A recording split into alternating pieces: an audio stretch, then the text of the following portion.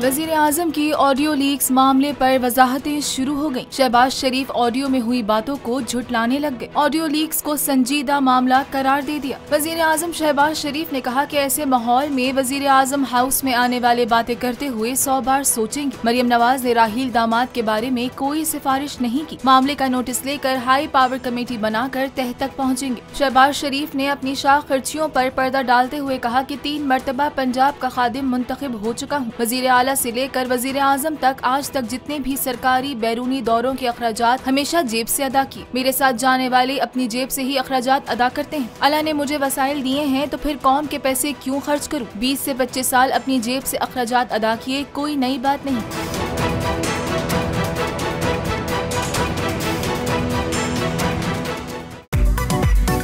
मेरी टैक्सी में बैठ जाओ, जहाँ तक ले जाऊंगा। आई है टैक्सी कैश, टैक्सी कैश, आई है टैक्सी कैश, टैक्सी कैश, आई है टैक्सी कैश।